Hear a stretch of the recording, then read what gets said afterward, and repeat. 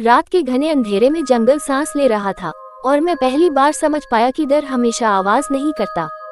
पत्तों की सरसराहट, मिट्टी की गंध और रेंगती परछाइयों के बीच सांपों की दुनिया जाग चुकी थी। कहा जाता है कि वे 10 करोड़ साल से धरती पर हैं, हमसे पहले, हमसे ज्यादा धैर्यवान और हमारी हर भूल के गवाह। आज मैं उसी रहस्य के दरवाजे पर खड़ा था, जहाँ सच शहर से ज्यादा खतरनाक और चुप्पी मौत से भी भारी थी, क्योंकि सांप सिर्फ जानवर नहीं, चेतावनी थे। वे हम सबको देख रहे थे, लगातार खामोशी। कही अनकही बातें, हिंदी हॉरर स्टोरी। सांप कोई साधारण जीव नहीं है।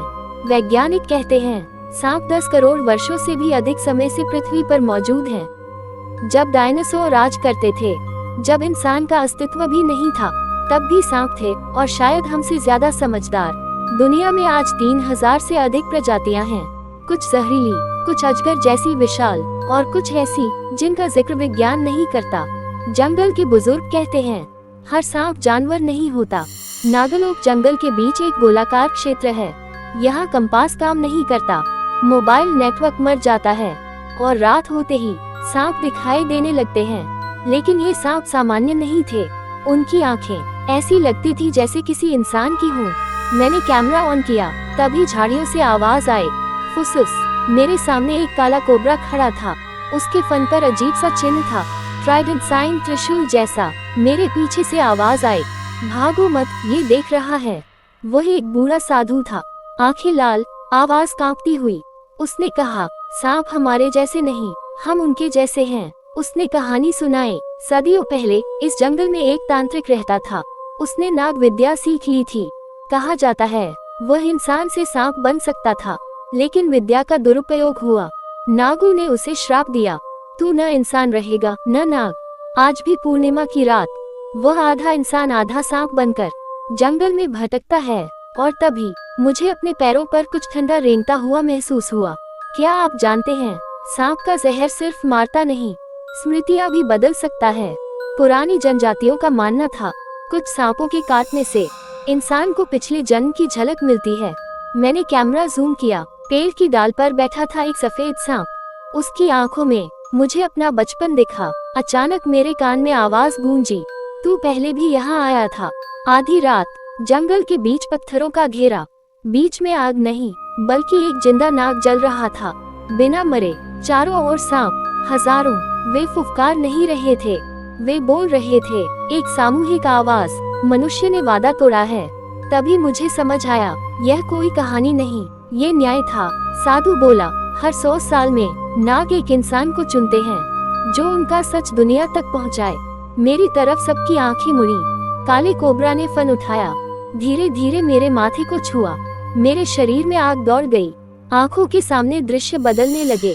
मैंने देखा सभ्यता का अंत, इंसानों का लालच और सांपों का। सुबह हुई, मैं जंगल के बाहर था, कैमरा चालू, लेकिन फुटेज खाली। मेरे हाथ पर एक निशान था, ट्राइडेंट साइन, त्रिशूल।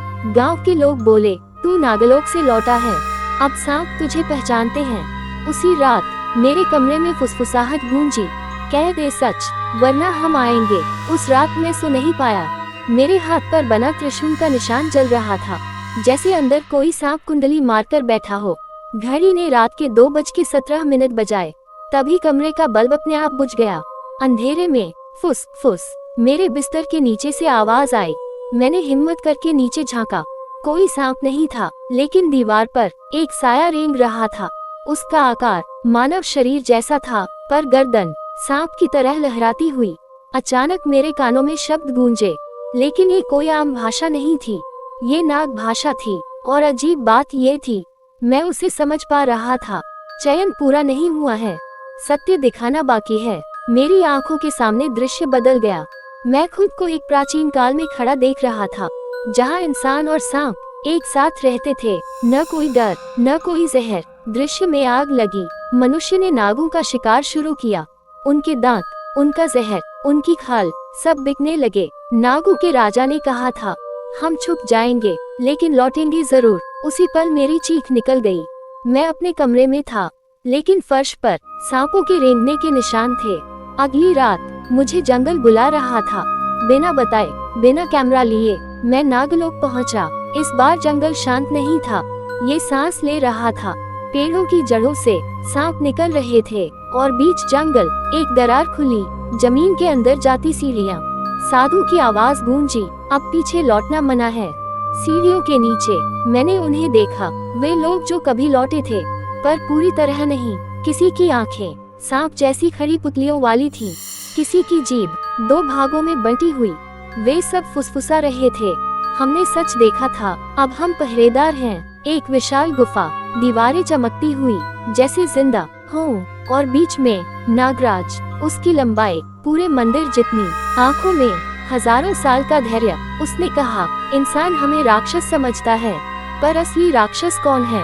उसकी आंखों में मुझे शहर दिखे, प्रदूषण, कच्चे जंगल, मरते जानवर। नागराज ने कहा, ये कहानी डराने के लिए नहीं, चेताने के लिए है। अगर मनुष्य नहीं रुका तो नाग छुपे नहीं रहेंगे।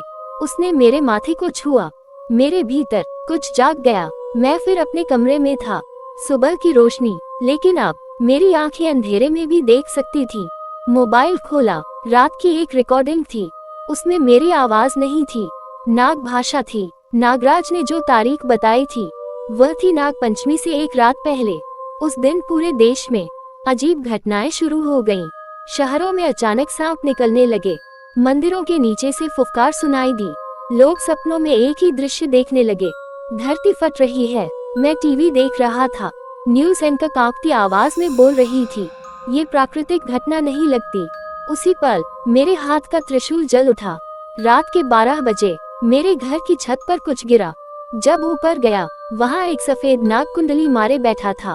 उसकी आंखों में डर नहीं था, आदेश था। मेरे मुंह से अपने आप शब्द निकले, समय आ गया है। मुझे खुद पर भरोसा नहीं हुआ। नाग भाषा अब मेरे दिमाग में लगातार गूंज रही थी। उसने मुझे शहर के सबसे पुराने हिस्से में बुलाया, एक बंद पड़ा कुआं।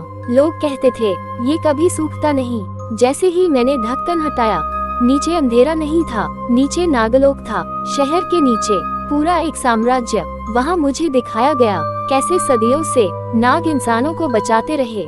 भूकंप से पहले सांपों का बाहर निकलना, बाढ़ से पहले उनका ऊंचाई पर जाना। लेकिन इंसान ने क्या किया? उन्हें मारा, जहर निकाला, तमाशा बनाया। नागराज की आवाज गूंजी, हमने चेताया, अब परिणाम होगा।